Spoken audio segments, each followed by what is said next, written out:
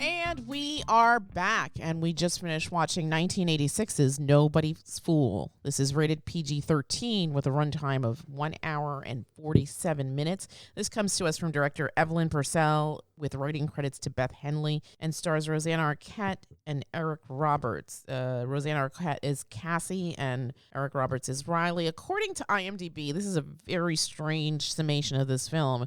A sepia-tinted melodrama where a naive girl learns about men in more ways than one. A loss of innocence but full of charm. This is tagged as comedy, drama, and romance. I would say this is a very dry romantic comedy. Yeah. It's definitely a romance, and it means to be comedic, I think, in its highlighting of small town life. But the comedy is very subtle, I guess. Lacking. All right, fair. I mean, it's not Step Brothers. It's not Step Brothers, right? The bar upon which we judge everything. Other comedies, yes. I actually saw this in the theater and liked it. I didn't know, but apparently this was a box office failure, and I can't imagine. I think it's a very acquired taste kind of film. I think as a lover of stories and romantic stories, I enjoyed it. I don't think it's the best film I've ever seen, but I found the characters of Cassie and Riley truly, truly endearing, and I was rooting for them the whole time. But I'm going to go around the table and get everybody's impressions. Can I start with you? What did you think of the film? This is obviously your first time watching it. Yeah, I had no idea this film existed until you showed me the DVD box. I did not like this movie. Why did you? I mean, it wasn't like horrible, but it really wasn't interesting at all. It was boring. I didn't find any chemistry between Cassie and Riley. I didn't really find anybody's character endearing. I know, like you said, I think they were trying to go for like sort of like this small town feel, and like the whole tone of the film was like trying to get that sort of quirky indie vibe to it. Mm-hmm. Before indie movies were a thing, I think. This is 86. Yeah, probably. Although Island, like the company, which probably doesn't even exist. Well, I'm sure this film blew away much of their budget. What was the cost of this thing? It was like $3 million. $3.6 million. It's a little under $4 million, but it made a little over $500,000 in the box office, which is not. That's the kind of return on investment that just destroys a business. Island Pictures. So yeah, it really just did not hit with me at all. I didn't like any characters in this movie. Her friend wasn't interesting. Her mother wasn't interesting. Her mother didn't even seem to be interested in her or her mother didn't seem to be interested in anything. Not even the story of this movie. In fact, at the very end, the mother's just like, "What did she say when she came in the room? Said she was moving to your dental stuff." Yeah, you take your dental stuff. It's like your daughter's leaving. She's like, "I'm going to Los Angeles. Who are you going with? Where are you going to stay?" No, you make sure you bring your dental stuff, and then she falls back to sleep. This wasn't really that good a movie. All right, I'm gonna go to the children. Olive G, what'd you think of the film? It was awful. Yeah, why was it so awful? Because I hated the male lead, and I hated... You really, really hated him, didn't you? Oh my God, I had such a burning hate for this guy. He was ugly as hell, and he was weird too, and I didn't like him whatsoever. He was not a likable character in the slightest, and I freaking hated him. I mean, you picked that up very early on. Olivia probably just hated him in the beginning because he was ugly. That's terrible. Did you not like him because you just don't like the way Eric Roberts looks, or you actually hated Riley's character? I genuinely just hated him. He was an awful character, and the female lead did not deserve him. Or he didn't deserve her. He didn't deserve her. Because he's genuinely like a weirdo, and he's awful, and I hate him. What was he doing that was so awful? He cheated on her! Oh. What are you talking about? But not in the very beginning. Still, he cheats on her. That's awful. Well, technically, he doesn't. Oh my God. Okay, listen. What do you think? I'm not going to say it, but you've had sex before. You know how it works. Obviously, it's not just, immediately, I can't get it up. No, something had to have led up to it. He's in the bathroom pulling his pants up. They were getting naked. I know, but I think they were getting naked. They were kissing. There was stuff going on. He cheated on her. I think he was super drunk because he could barely get his pants on, and I think he might have thrown up is what probably happened. I think that he went home with a woman who wasn't Cassie with the intent to have sex with her. I think you are correct. And but that that's means that only, he cheated. But that's only because... He cheated on Wait, her! can I finish my sentence? No, because your sentence is wrong. He cheated on her. Yeah, Final. why? What is Stop wrong with defending you? him. Why I'm are you not trying to defending defend him. I'm cheaters? trying to explain the story. So No, you aren't. You're defending him. I He wanted- cheated on her. I want to go back to the film where he and Cassie are having that conversation where he's basically saying, "Oh, you're going to come with me to California," and she's not ready. She hasn't come to that part of the relationship. Like, he obviously has feelings for her. And That was after he cheats, right? no, this is before. Okay. This is before the alleged cheating. So he has feelings for her. They're very defined. He's very into her. He's trying to help her in some way, shape, or form. That's why he gives her the flyer for the Shakespearean workshop. And in that moment, when he's telling her, when he's in, I guess, in that place with the radio, and he's like, "You're coming with me," she's like, "Well, I don't know." She's very wishy-washy, and he understands finally because he had already seen Billy. So he understands that she's tied to this place. And then he thinks that she still has lingering feelings for Billy, which she may have had. But I think she was still very much conflicted because this is the world that she knew, right? And to leave the world that you know, even if it's harsh and abusive, because she doesn't really have familial love. Her father's dead. Her mother is very out there. It seems like, we see that sequence a couple of times with her cousin Linda, who is obviously has mental issues. This probably runs throughout the family, right? So there's probably issues of mental health, depression. So this, and plus she has unresolved issues in this town. Here she is, she's doing this play. She finally has a win in her column. People are coming up to her, being very complimentary, like, "Oh, can you perform at the ladies' luncheon or whatever?" So now, from being a total outcast, she's now accepted by the community. So this is a hard thing to go through. But Riley wants to give her a life with him, and they'll figure it out. He's very much like, "I like you. I think you like me. Let's just blow this popsicle stand and create our own future." So, but that is a very scary step to take in life, to go out of your comfort zone, to leave the place that you call home for something else. So she's very much not willing to make that final leap of faith. And so that's why Riley then goes to the bar to basically get drunk and forget her. And this waitress kind of hits on him, and he's like, "Okay, well, I guess I'm going to go home with her to get over the other one." But again, this is my own interpretation. Everybody comes to storytelling with their own experiences and their own thoughts, because you're not given all the clues here, so you can surmise whatever you want. You believe that he cheated, okay. I believe that he tried to cheat, but he didn't. And so he's even more of a wreck because he loves this woman, but he's a flawed human being and she's a flawed human being, and they've found each other and they're probably perfect for each other, but she's not willing to make that last leap of faith with him. So now he's kind of heartbroken. And so now he's going to do, I guess, a little bit of self-destruction. So I think that's ultimately what happens in that sequence. That's nice and all, but he cheated on her. Okay. He kissed her. Okay. That's cheating.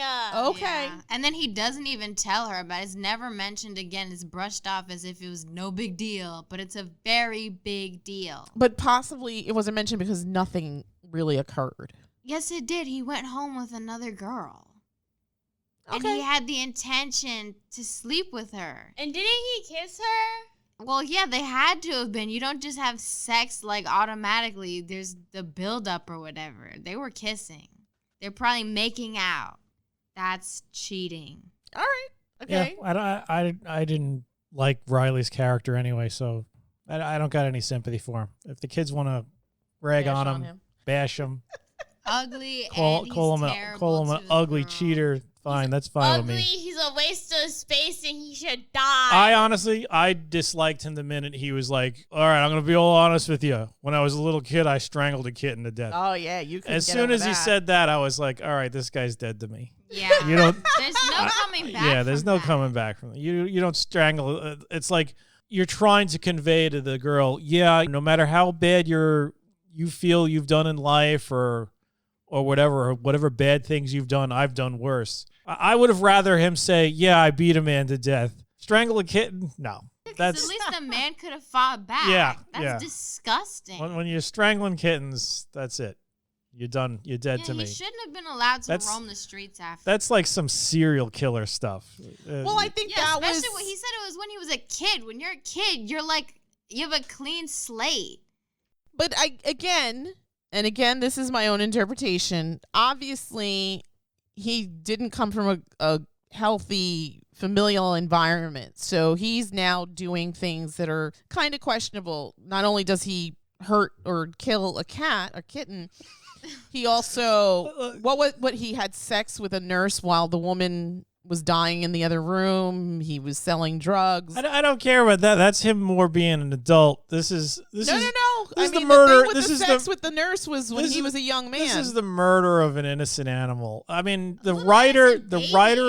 the writer of this story made a colossal mistake including that into the story because it just makes him instantly, unforgivably unlikable. I don't care if later on he met some people who taught him what it meant to be a good man. You murdered a kitten. You are not ever going to be endearing to me. And I think that was the big problem of this movie was that none of the characters were endearing to me. Cassie wasn't endearing to me. She seemed crazy too. Mm-hmm. Like she we're was, so obviously. like they have all these like stupid flashbacks in the movie to her previous life, and she's like dressed up like a birthday cake. And when her scumbag boyfriend basically tells her, Let's just get you an abortion. let's just get you an abortion, she shrieks at the top of her lungs, jumps on the table, and stabs him in the neck with a fork. And then she tries to kill herself like 3 times. Yeah, and it's just I don't know if that was supposed to be funny or whatever, but it just failed on every level, and it just made her seem like, well, I don't really like this girl either. Mm. It Yeah, I don't didn't think there was a single didn't good character in that. it didn't make me feel any sympathy for her. All right. That was the problem. None of these characters were sympathetic. Yeah, they're broken people. They have baggage, but I don't know.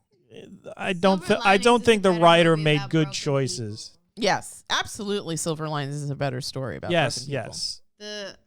That movie came out after this one, obviously, but Yeah, like in Silver Linings, you have sympathy for everybody in that movie. seriously, the writer of this movie should have gone forward in time and took notes from that movie. Or just not mention killing I mean, come on. Killing a kitten. Come on. Yeah, it could have been I think so many other I things. think, and again, in just interpretation, this is just me spitballing, but I believe the author or the screenwriter did that to show that, like he says in the monologue, basically, you think you've done bad things, but they're worse things that you could have done. And I'm an example of that. I've done really horrible things. Okay, well, we didn't need to know that you killed the kitten because now I have no sympathy for you and I never will. And yet she was willing to have a relationship with him. Yeah, she That's- was weird. Yeah, that was another thing I just found weird because they didn't really have any sort of chemistry. No? No, none. Not at all. Really? Not No. at all.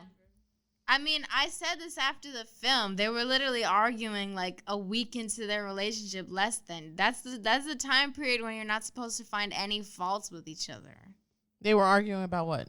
I don't remember, but there's that whole argument they have in. Doesn't he like?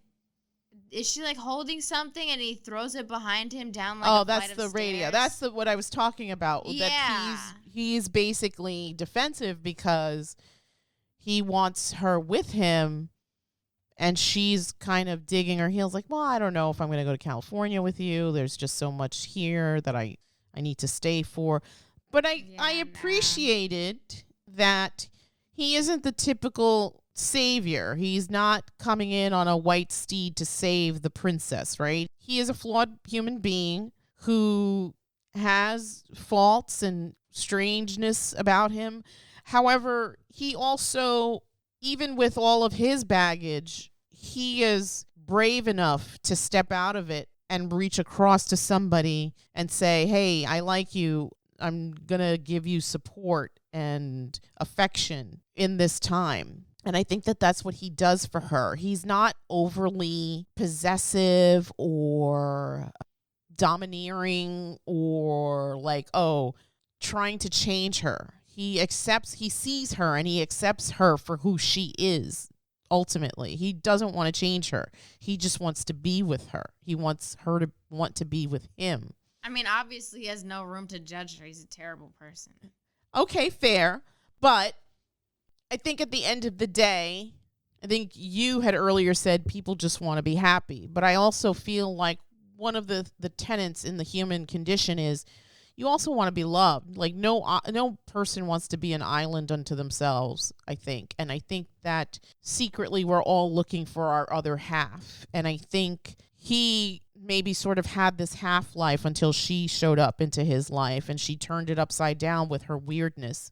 Because I think in the beginning it wasn't love at first sight or anything. He was just kind of interested in her. He saw her, thought maybe she was cute. She's quirky. She dresses like a loon, whatever. He sees her again at that, I guess, the town square, and he shows her the poster or the ad for the Shakespearean workshop. He gets her to get involved. They talk a little bit more. They go out on a first date, a picnic at the cemetery. So now he's getting to know her more. He likes what he sees. He's all signed up. It seems like he's more stable in his feelings, right? And he's the first one to say that he loves her. Listen, okay, yeah, that's it. That's what happened. But the problem is that these characters are not written well enough to make me believe any of it. All right, There's no, that's like, fine.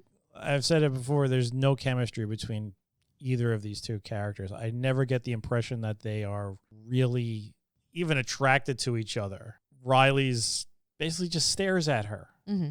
And the way it's like this dead-eyed stare. There's no, I don't know.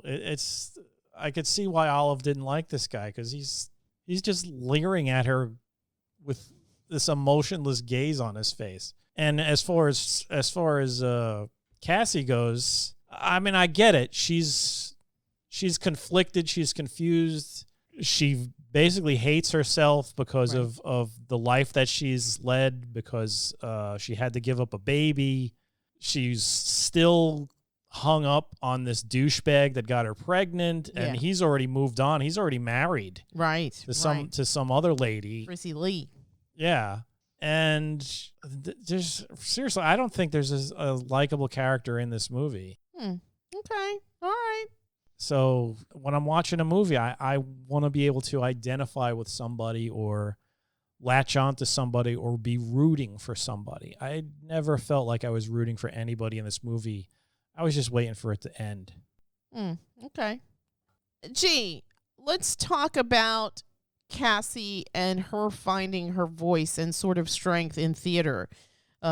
She joins the Shakespearean workshop, and she sort of finds her voice and, I guess, healing through art. What do you think of that? I thought it was nice. I mean, do you agree? Do you think that she becomes a different person because of this? Maybe she builds up her self-esteem through the art of theater, because, like she says in the beginning of the workshop, she wants to escape and be someone else, even if it's only for a little bit. So she sort of disappears into the role of Juliet. That becomes her. That she is now Juliet. She's saying these words of love about Romeo. So I think the workshops helped her. I think, but what do you think? I also think that. I mean, it's obvious by the end of the movie she's come out of her shell a bit. Right. Like, she befriends that guy in the group. They talk a little bit. Mm-hmm.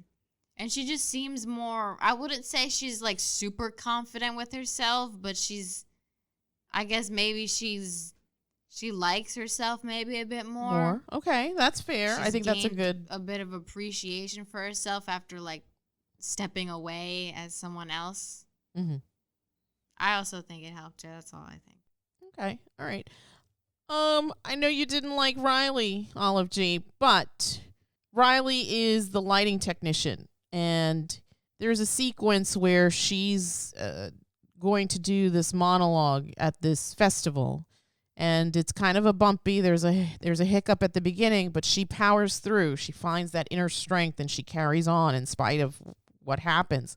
And there's this sequence where you see Riley looking at her. He has the spotlight on her, and she's giving this raw performance of Juliet, this woman who's completely and just unequivocally in love with this man.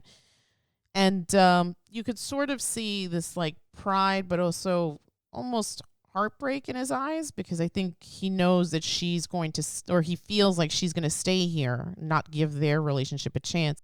What do you think of that, about the light, the metaphor of the light shining on Cassie? Cassie as Cassie the actress, Cassie as Juliet, Cassie as a woman with dreams and thoughts and feelings and the need for love. What do you think of that, of having that light in this woman who has been walking in shadows for so many years? I genuinely could not understand half of what you just said. In my opinion, I genuinely could not care about whatever that metaphor meant. Okay. I genuinely hate Riley, and I didn't like the girl either. This movie was annoying, and I hated it, and I couldn't care less about metaphors or whatever. All right. Yeah, I don't know if that was the right question for Olivia. All right. Fair enough. Can I ask you? Obviously, this is a romance. It's not a typical romance. This isn't the fairy tale. I don't know if there's a happily ever after, but there is growth.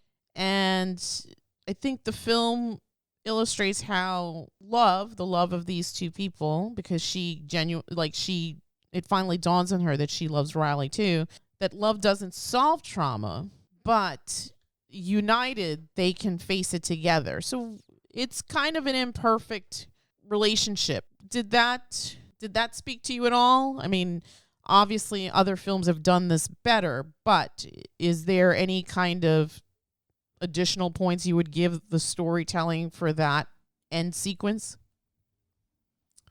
No. Like I said, this was not, to me, this wasn't a very well-written story. I don't want to rag on the writer, but they didn't create endearing characters. They didn't create characters that I emotionally connected with.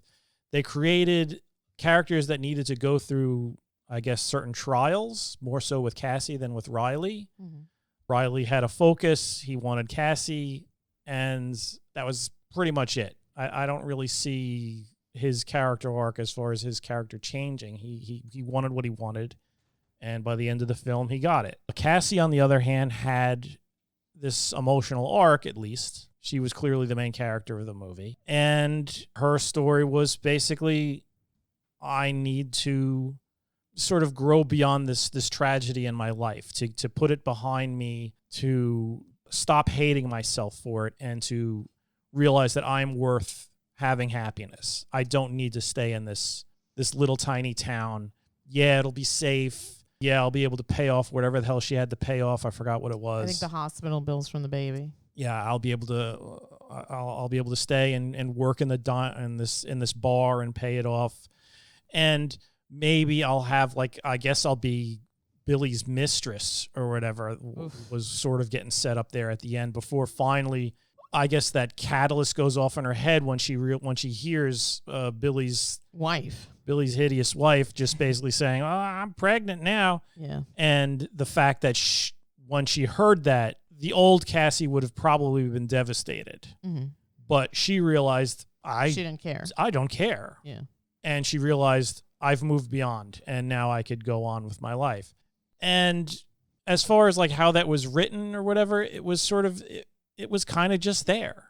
It was like, okay, Cassie needs this this moment. She needs this to happen. And it did. But it doesn't change the fact that I still don't really care about Cassie. I still don't really care about Riley. I don't care about the mom. I don't care about her brother.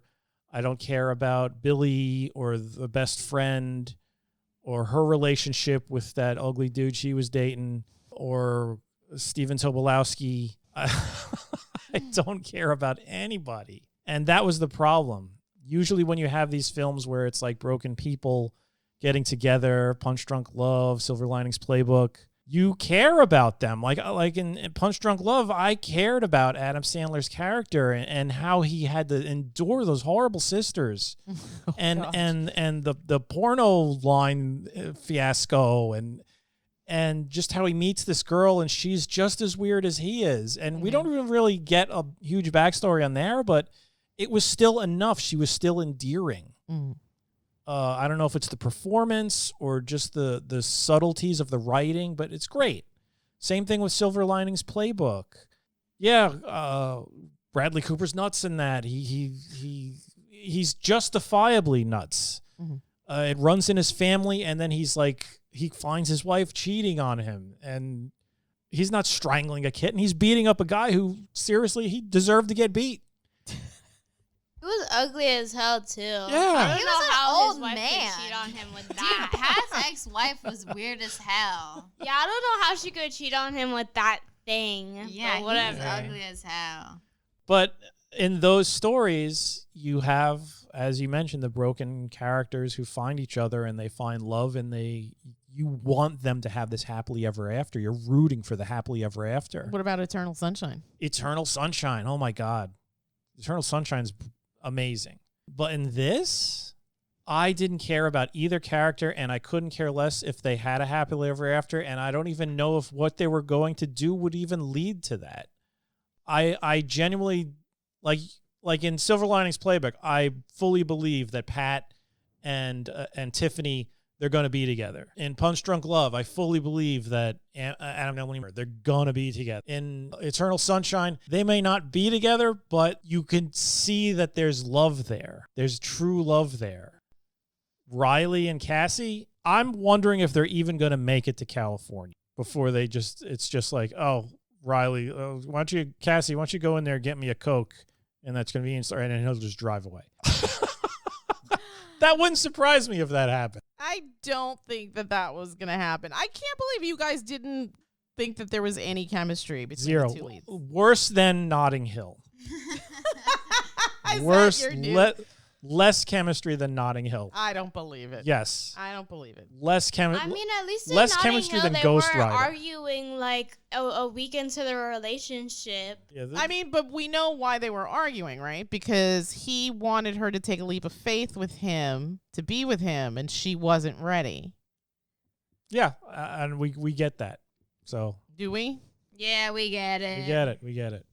I don't know. Let's wrap this up. I don't want to talk about this movie anymore. I want to talk about Billy Downs. We already established Why? he's a scumbag. What is there to say about He's him? some mullet. Everybody had she- mullets. She apparently. If she didn't have that, Just stop Wait a dragging it out. Okay, Wait a There's minute. nothing to say about that Olivia, character. just let her continue. It'll be over. if she didn't have that aha moment where she hears that his wife is pregnant, would she have maybe stayed and been the other woman? maybe Yeah, maybe. It seemed like because she was still she pretty never hung would up have on known that she really didn't care. All right. I'm gonna go around the table and get numbers. I'm gonna start with you, Olive G. 1 to 10. 0. This doesn't even deserve a number. Oh wow. it. Wow. I don't think it was that bad. Yeah, it wasn't All that right. bad. Gigi, 1 to 10. I give it 3. Wow. What do you give it? I too would give it a 3. Three's All a right. good number. I disagree. I think that I think there's subtleties in the script. Is it a perfect script? No. But I think that from where it starts to where it ends, there is a shift tonally. And I think that there's growth. And I think that Cassie comes out stronger at the end through the power of love and also learning forgiveness and acceptance and truly understanding that she is worthy of love in spite of whatever mistakes she thinks she has made in her life. I think that Riley is an interesting leading male here because, again, he's not the archetype of the savior, the prince that comes in to save the damsel. He's flawed and he's layered, and he has his own self-doubts, and he's volatile. He's very emotional, where she is kind of emotionally stilted, I think, because she wasn't allowed to grow. I think she mentions that her father passed when she was like 14. So that's pretty young to lose a dad who's that male in your life. So she's very sheltered. She lives in this little town. Because of what happened to her, she now is persona non grata. People talk about her either to her face or behind her back. She's kind of a loner. She comes from a very quirky family. She lives in a very, very quirky town. And so she hasn't really had the opportunity to flourish and grow. And I think that Shakespeare Company, through art, she finds healing. And I think that's wonderful. I think that art is transformative and it's beautiful. And again, this is not the most romantic movies. I think that you mentioned better examples in the genre. However, I think that, again, from where this starts to where it ends, it's kind of sweet and subtle. And again, I think that there is growth, and I think that it's an interesting take on a romance because, again, you have very flawed, layered, nuanced, broken people as leads. I don't believe that there was no chemistry. I think that there was, but I think it's not as obvious. It's not volcanic, but it's there.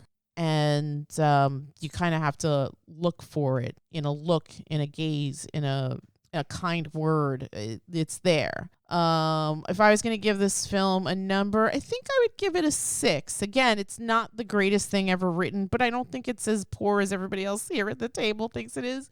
But again, this is all interpretation. This is all just opinions, right? There is no right or wrong answer here. So if you didn't like it, you didn't like it. But if you want to see something with Rosanna Arquette and Eric Roberts, I think this is an interesting little film. It is probably like the precursor to the indie story. This obviously 3.6 million is a lot, but not as far as films go. Unfortunately, this did not do well at all. But I think this is like an example in the time of what indie pictures was. I don't think Island Pictures exists anymore, or maybe soon after this particular film. But got to give them credit for financing this project with a woman writer and a woman director attached to it. I think that that's pretty admirable as well. And again, there's a story everywhere. And if you want to be a storyteller, absolutely go out and make those films. Before we wrap it up, please don't forget to like, share, and subscribe. And with that, again, we whipped out the old DVD. This was a DVD that I had purchased.